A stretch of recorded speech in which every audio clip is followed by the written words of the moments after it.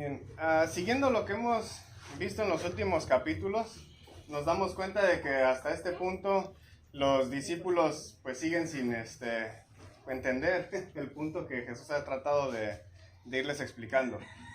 El punto ha sido que el poder no es lo que importa en el reino, lo que importa es el servicio hacia los necesitados, el servicio hacia los rechazados.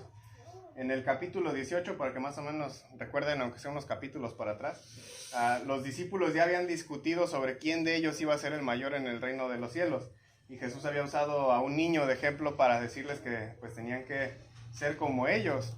En otras palabras, pues a los niños no les importaba el estatus social, no les importa el poder, no les importa nada de eso, entonces sean así. Para enseñarles pues que los rechazados eran más importantes y ellos tenían que pues aprender a dejar de buscar ese poder que tanto querían. Luego en el capítulo 19 vimos cómo Jesús, e incluso usé ahí a Pablo citando de Efesios, que pues igual en el reino tenemos que someternos mutuamente, no unos cuantos a una persona o unos cuantos a otros cuantos. Todos en la iglesia tenemos que someternos mutuamente. Vimos el ejemplo incluso del hogar, ¿no? El esposo se somete a la esposa al esposo, los hijos a los papás a los hijos, y bueno, es un sometimiento pues mutuo, sí, todo parejo. También vimos en ese capítulo, en el 19, que los que están en el reino de Dios pues deben de ser como niños. Otra vez se volvió a repetir esa idea, ¿no? De no buscar poder. Y se comparaba con el joven rico, ¿no? Que él no quería dejar pues su estatus, su dinero, y pues Jesús otra vez vuelve a hacer esa comparativa. Aprendimos que debemos dejar pues todo por seguir a Jesús. Y en esa situación es que Pedro le dice, mira, nosotros ya dejamos todo y te hemos seguido, entonces ¿cuál es nuestra recompensa? Entonces Pedro de todas maneras tenía la mentalidad de, pues yo quiero algo, o sea, ¿qué voy a ganar aquí a cambio? Y con esa idea en mente es que iniciamos el capítulo 20, que también ya tiene unas semanas que vimos esto, ¿no? Pero Jesús respondía con una parábola. Y en la parábola, si se acuerdan, era de una viña y unos obreros que estaban recibiendo un salario. Y algunos se quejaban porque llevaban más horas trabajando y les tocó lo mismo que a los que apenas habían trabajado pues una hora, ¿no? Entonces lo que iban a recibir pues era lo mismo, tanto los que llevaban muchas horas como el que pues había sido rechazado en el mercado de recibir trabajo y se quedó pues todo el día esperando a ver quién lo contrataba. Entonces el regalo que era para todos los que trabajaban en la viña pues era pues la similitud de que pues es la vida eterna. Obviamente si uno se convierte pues digamos hoy viene Cristo, pues no podemos reclamarle de a mí me toca más porque yo ya llevo 15 años de cristiano. Pues la vida eterna es la misma es la misma recompensa, no te puede dar más vida eterna que al otro que apenas llegó. Entonces el regalo era el mismo. Y teníamos que entender que otra vez solamente Dios es el hacendado en esa historia, o el patrón. No había nadie más que fuera patrón. Y el problema de los discípulos era que querían todavía esa idea de, pero si nosotros llevamos más tiempo contigo, pues recibimos más, ¿no? Ya llevamos pues más años invertidos. Y pensaríamos que tal vez con estos ejemplos pues ya sería suficiente para que ellos entendieran que en el reino de Dios pues el poder no es lo que importa, sino el cuidado mutuo. Pero ¿qué es lo que vemos aquí en estos versículos que acabamos de leer? A la mamá de Jacobo y Juan se le ocurre venir a pedirle algo a Jesús. Le dice, oye, cuando seas rey, pues que mis dos hijos estén uno a tu derecha y el otro a la izquierda, ¿no? Échate un volado. No importa quién esté en la izquierda o a la derecha, el chiste es que los dos estén ahí. De hecho, si uno lee, por ejemplo, esta misma historia en el Evangelio de Marcos, Jacobo y Juan también le piden exactamente lo mismo. No nomás fue la mamá pidiéndoselo, ellos también van y se le piden lo mismo a Jesús. ¿Qué es lo que están pidiendo? Pues otra vez una posición de poder. No les cae el 20. Todo lo que ya Jesús ha estado enseñando, por lo menos en los últimos 3 capítulos, que dejen de estar buscando quién tiene más poder o quién va a tener más poder. El chiste es quién va a servir más, quién va a cuidar más. Y ellos están pensando en, oye, pues yo quiero estar a la derecha o a la izquierda, no importa cuál sea, pero pues el día que sea rey, pues derecha e izquierda son los más arriba, entonces donde caiga está bueno. Pero la pregunta aquí sería, ¿nos cae a nosotros el 20? ¿O no somos muchas veces como ellos? Al ir aprendiendo pues todo esto que estamos viendo, ¿de qué forma nuestros hábitos han cambiado para ayudar a otros? Desde que empezamos, por ejemplo, Mateo. de qué forma nuestros hábitos han estado cambiando para empezar a ayudar a los demás, ya sea dentro o fuera de la iglesia. Piénsenlo en privado, obviamente no me contesten eso. Pero aquí la petición de la mamá de Juan y Jacobo, y de ellos dos, pues sí nos abre una ventana, digamos, para ver pues todo este asunto del negocio del poder. Si estamos viendo en Mateo que Jesús es rey, pues naturalmente estos jóvenes políticos están tratando de asegurar un puesto poderoso al lado del rey nuevo. ¿Ves lo que está sucediendo? A veces como que no nos enfocamos en la parte política de todo lo que está sucediendo en los evangelios, pero eso es lo que está sucediendo. Piénsenlo como alguien que está en campaña. Y ahí va el político haciendo campaña y casi siempre trae a unos cuantos que siempre lo están siguiendo para todos lados. Salen en todas las fotos con ellos y lo están acompañando. ¿Por qué? Si ese llega al poder, llega a la presidencia municipal o a donde llegue. Pero si llega a algún lado, pues yo aquí estuve. Y me toca pues estar al lado del poder. No siempre les pasa, ¿verdad? De todas maneras a veces quedan en el poder y los botan a ellos y agarran a otros. Pero ese es el punto, eso es lo que están aquí tratando de hacer ellos. Y no solo Jacobo y Juan, todos los discípulos han estado discutiendo en quién va a ser el mayor en el reino. Ellos saben obviamente que el que va a ser mayor pues es Jesús, ¿no? Pero la pregunta de ellos es, ¿quién es el segundo? ¿Quién es la mano derecha? Ahora, si vemos, por ejemplo, incluso en la historia de muchos de los generales que se hicieron reyes de la antigüedad, pues eso era lo que pasaba, ¿no? Este era el general, va conquistando, pero sus generales, que usualmente eran varios, pues van ahí al lado. Y al rato ya era, pues échense un volado a ver quién queda en el poder cuando yo me muera, ¿no? Y aquí los discípulos están jugando precisamente ese juego. El día que tú seas rey, pues ¿quién queda? ¿Quién queda en el poder? En otras palabras, incluso ya están, aunque no entienden las palabras que Jesús está diciendo de que se va a morir, ellos de todas maneras ya se están adelantando, quiera o no, a eso.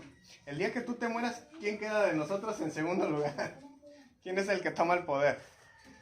El pensamiento que tienen es precisamente, ¿no? Si realmente Jesús va a ser un rey y yo me le pego, pues voy a ser recompensado por haberme le pegado desde pues, hace tiempo. Y eso es lo que Pedro le dice. Oye, pues nosotros venimos ya dejando todo desde hace ya un tiempo, pues ¿cuál es nuestra recompensa? Y pues es un pensamiento que Jesús trató de quitarles con esa parábola de la viña, ¿no? Que vimos la otra vez. El problema es que este tipo de pensamiento es uno que pues la gente tiene todo el tiempo, no nada más ellos. Hace pues unas semanas, Mario nos había preguntado a todos qué fue lo que nos llevó a cada uno de nosotros a bautizarnos. Y al ir estudiando para este sermón, fue imposible para mí no pensar en otra vez en esa pregunta. ¿Por qué mucha gente se bautiza? Pero ampliemos un poquito más la pregunta. ¿Por qué mucha gente que se bautiza no cambia?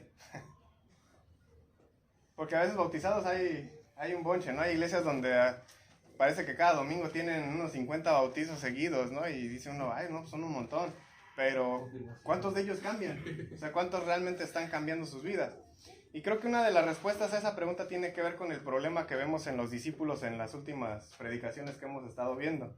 Mucha gente no entiende qué es el reino de Dios. A veces pensamos en el reino de Dios y aunque hemos estado viendo que el reino es la iglesia, es la gente que está siguiendo a Jesús, es la gente que está gobernada por un rey, muchas veces seguimos pensando, el cielo. Entonces, ¿cuándo tengo que aprender a vivir bien? En el cielo. Pero el reino de Dios es algo que estaba sucediendo justo bajo sus narices de los discípulos. ¿Y ellos en qué están pensando? ¿Qué recompensa voy a tener en el futuro? Y Jesús está tratando de enseñarles qué están haciendo en el presente. Dejen de enfocarse todavía en el futuro cuando hay cosas que hacer ahorita. Ustedes ya quieren que yo llegue a ser rey, pero ¿cuál es el proceso de que yo llegue a eso? Una persona no nada más de repente un día decide, voy a ser presidente de México, y entra al palacio y se sienta y dice, pues ya soy presidente de México. No, hay un proceso para que esa persona llegue para allá. Y los discípulos están aquí enfocados en el día que Jesús sea presidente, nosotros vamos a estar ahí al lado.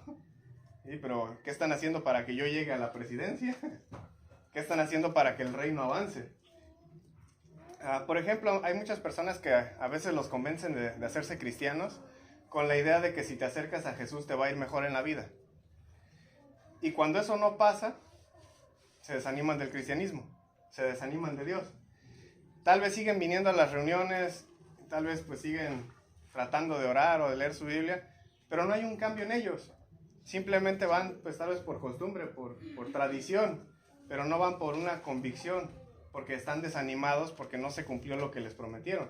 Y obviamente si a estas personas les convencieron de ser cristianos con que les iba a ir mejor aquí, pues les mintieron. Ahora sí que a la sencilla. A eso no es lo que Jesús prometió. En esta vida hay muchos problemas, seas cristiano o no.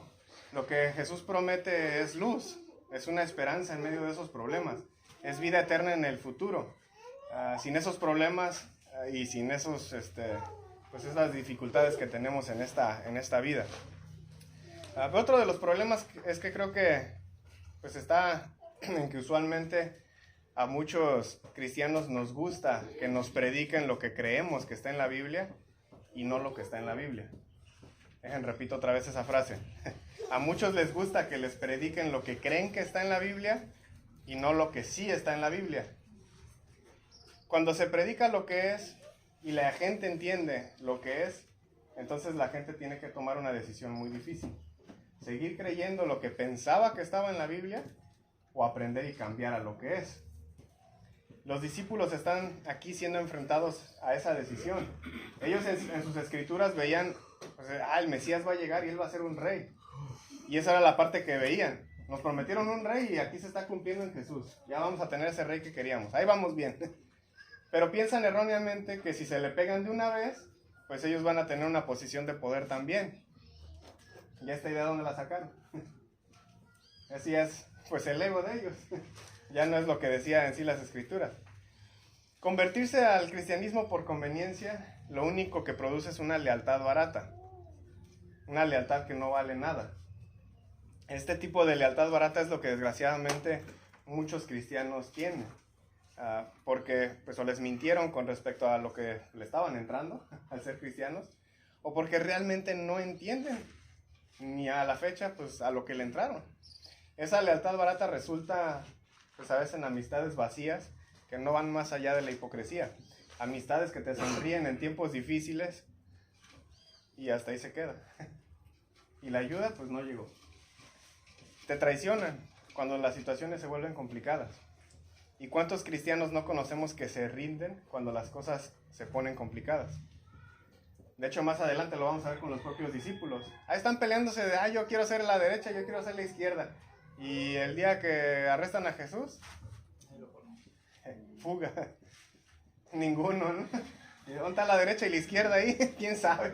Desaparecieron.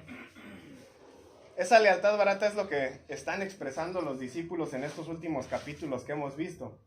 Y por lo mismo es probable que cuando los otros discípulos se indignan con estos dos hermanos al pedir pues, estar a la derecha o a la izquierda, no es porque tuvieran en mente, digamos, algo más puro, más limpio, ¿no? De, nosotros no se nos ocurriría pedir algo así. No, el problema de ellos es, estos se adelantaron a pedir ya más directamente el estar a la derecha e izquierda, porque ya se habían estado peleando por quién va a ser el mayor. Pero aquí Juan y Jacobo y su mamá ya fueron directos y entonces, ¿quién va a ser la derecha e izquierda? Y los otros se indignan, híjole, ya me la ganó.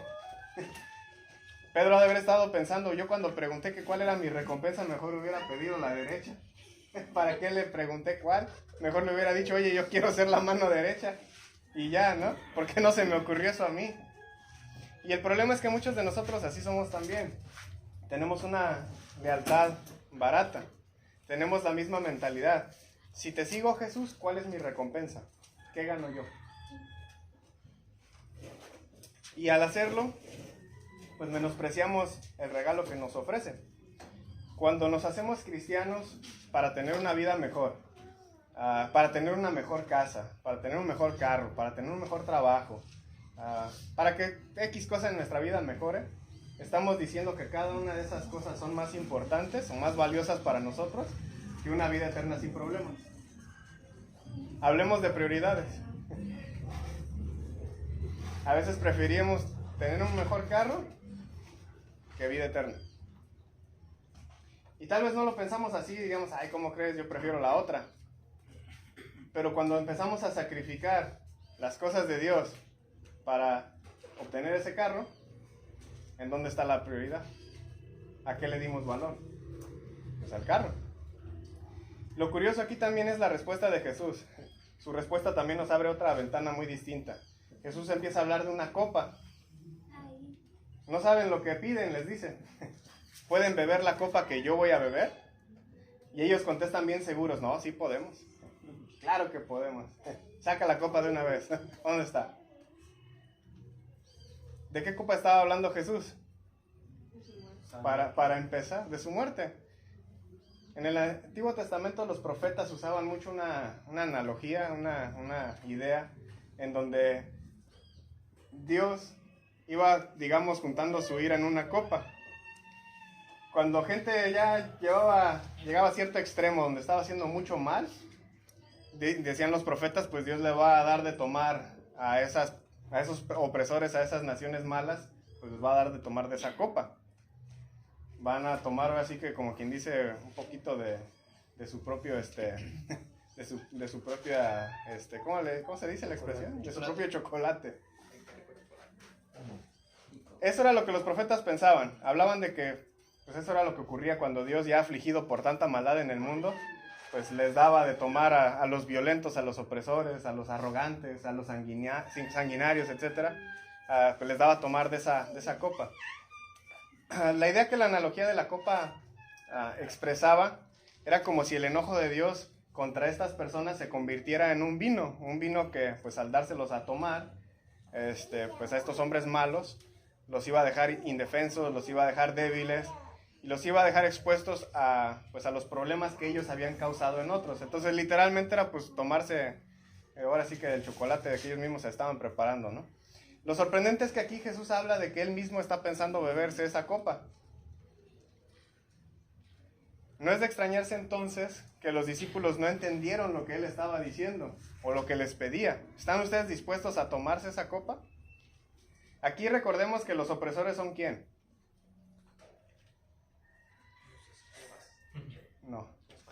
No, tampoco. Tampoco. ¿Bajo quién están oprimidos los judíos? Los romanos. Entonces, ¿un judío en quién estaría pensando cuando está pensando en la copa de ira? En Roma. ¿Quién se la tiene que tomar? Pues los romanos. ¿Y Jesús qué les está diciendo? ¿Se la van a tomar conmigo? Espérate tantito, pues esa es para ellos, ¿no? Pero no piensan. O sea, dense cuenta, ni piensan lo que están diciendo. Le dicen, sí podemos. Nosotros nos la echamos. ¿Quién se sacrificaría por Roma? Pues nadie. Ese era el punto. Los discípulos estaban tan aferrados a buscar poder, a buscar posición, a buscar prestigio, a buscar fama, que ni siquiera se están dando cuenta de lo que Jesús les está pidiendo que hagan. ¿Te sacrificarías por el enemigo que te tiene oprimido ahorita? Sí podemos. Ánimo. Ni lo pensaron. Se están volviendo más como los arrogantes del mundo. Querían ser como los gobernantes del mundo. Se estaban convirtiendo precisamente en la gente que el evangelio, así como la copa de Dios, buscaban derrocar. El evangelio derroca a los opresores. La copa era para los opresores. ¿Y ellos en quién se querían convertir? En los opresores. A ellos no les importaba eso. Lo que les importaba era hay que quitar a Roma del problema y nosotros conquistar el mundo. Pues si tú eres rey, yo quiero ser la derecha, yo quiero ser la izquierda. Los demás, pues bueno, somos 12, ahí nos repartimos el cargo. Y hay que ser los opresores nosotros. Eso era lo que estaban pidiendo. Pero eso es precisamente lo que el evangelio está tratando de deshacer. Cuando hablamos de la muerte de Jesús, a veces la romantizamos, ¿no? De tal forma que pensamos, qué bonito, murió Jesús por mí. Pero pongan atención a lo que está pasando desde aquí. Lo que merecemos como humanidad es que la copa de la ira, si vamos a hablar de esa analogía. Pero Él, que es Dios, decide tomársela Él mismo para que nosotros no tengamos que hacerlo. Pero al hacerlo nos enseña que nosotros debemos de imitarlo. Que nosotros también tenemos que tomarnos de esa copa. ¿Suena raro? Pero así le sonó a los discípulos. El punto de todo esto es que Dios, en lugar de destruir a la humanidad, como se merecía la humanidad por su pecado, decide tragarse su ira y perdonarla. Incluso cuando la humanidad lo crucifica. Y nosotros tenemos que imitarlo a Él. En otras palabras, ¿qué es lo que debemos de tragar nosotros para perdonar a otros? ¿Nuestro orgullo? Tal vez nuestra copa es de orgullo. Deberíamos de tragar nuestro orgullo para perdonar a los demás. ¿Qué debemos de tragar para evitar ponerle el cuerno a nuestra pareja? ¿Nuestra lujuria? ¿Qué debemos de tragarnos para ser pacientes con otros? ¿Nuestra violencia? Si se dan cuenta, básicamente es el sermón del monte otra vez. ¿Cómo ser hombres que hacen paz? Y los discípulos no lo entienden. ¿Pero lo estamos entendiendo nosotros? La copa que estos dos están pidiendo era precisamente el llamado que tenemos pues todos nosotros, de seguir a Dios a donde nos guíe, incluso al punto de morir por los demás. ¿Realmente estamos dispuestos a eso? ¿O es nuestra lealtad barata? Y es interesante que en esta historia de dos hermanos, ¿no?, que están buscando poder, Mateo de repente nos lo contraste con otras dos personas, como lo ha hecho antes. Si se dieron cuenta, de repente cambia la historia drásticamente para hablar de dos personas que están ciegas. Otra vez, ese grupo de rechazados. Gente ciega está fuera de la ciudad, ven que viene llegando Jesús y se acercan. Hijo de David, ten misericordia de nosotros. Dos ciegos ahí que son curados por Jesús. Pero noten esas palabras de los dos ciegos. Señor, hijo de David. Los dos ciegos entienden que Jesús es el sucesor de David al trono. Por eso le están llamando Señor y por eso le están llamando Hijo de David. Son dos títulos que tienen que ver con que es el rey. Pareciera que Mateo nos está indicando que en todo esto los que realmente están ciegos eran Jacobo y Juan y los demás discípulos, incluido Mateo, que es el que está escribiendo esto. Y estaba ahí. Porque están tan cegados por su búsqueda de poder que no entienden quién es Jesús y no entienden qué está pidiendo de ellos. Jesús entonces le pregunta a los ciegos, ¿qué quieren que yo haga por ustedes? Y los ciegos podían haber dicho pues cualquier cosa, ¿no? Habían pedido tal vez lo que cualquiera hubiera pedido en esa situación, pues dame dinero, ¿no? ¿Qué más? Aquí pasamos por alto una cosa. Como nosotros ya sabemos pues, que Jesús hace milagros, se nos hace natural pues, que pidan recuperar la vista. Pero recordemos que ellos no saben esto todavía. Además, ni siquiera han visto los milagros porque son ciegos, ¿no? Pero recordemos que ellos no saben esto. Ellos se acercan a Jesús como cualquier candidato a la presidencia. Va pasando y... Candidato, pues ten misericordia de nosotros, ve mi casita, está deshecha, unas láminas para el techo, qué sé yo. Es lo que están diciendo, Señor, ten misericordia de nosotros. En otras palabras, pues Señor, danos de comer, danos unas monedas, danos algo. Pero Jesús hace esta pregunta que probablemente nunca había escuchado en su vida. ¿Qué es lo que quiere? Cuando uno pasa, por ejemplo, y ve a vagabundos, tal vez afuera de Walmart, ya ni siquiera preguntamos qué quieren ni preguntamos si necesitan algo, nada más es, pues ahí está la moneda y me sigo, ¿no? Y eso si le damos algo. Jesús se detiene a preguntarle, ¿qué es lo que necesitas? ¿Qué es lo que quieres? Ya caray, pues si de opciones se trata, pues la vista, ¿no? Ah, bueno, pum, ahí está. Y les da la vista a ellos. Mateo nos dice que al instante recobraron la vista. ¿Y qué hicieron inmediatamente esos dos? Lo siguieron, dice el texto. Inmediatamente lo siguieron. Eso es lo que Jesús pide de todos nosotros. Pero tal vez muchos de nosotros hubiéramos recibido la vista y, ahora sí ya tengo cómo trabajar. Ahora sí ya tengo cómo ir a hacer cosas. Mi familia tiene años que no la veo, quiero ir a verlos. Y a Jesús tal vez lo hubiéramos votado hasta el mero último. Pero ¿qué hacen ellos dos? ¿Cuál fue su prioridad? Pues hay que seguirlo a él. En esta mitad del capítulo 20, Mateo nos enseña que los dos apóstoles no ven quién es Jesús, ni ven lo que les está enseñando. Son ellos dos en realidad los ciegos que necesitan abrir los ojos. ¿Cuántos de nosotros estamos ciegos también?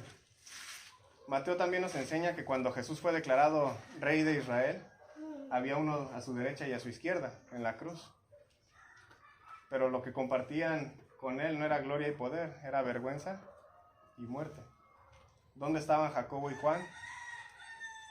Que creían que podían tomar la copa con Jesús. Uno estaba desaparecido. Jacobo no estaba ahí. Y Juan no estaba en la cruz. Estaba abajo. Junto con las demás mujeres. Lo siguieron al final, pero fue el único. No pudieron tomar la copa en ese momento. ¿Qué nos está cegando a nosotros que no nos deja seguir a Jesús como deberíamos? El amor al dinero, el amor a la lujuria, el amor al trabajo. ¿qué es lo que haremos nosotros cuando se nos presenta una decisión similar a la de los discípulos? ¿Estamos dispuestos a tragarnos la copa de lo que sea que nos impide seguir a Jesús? ¿O será que tenemos una lealtad barata también?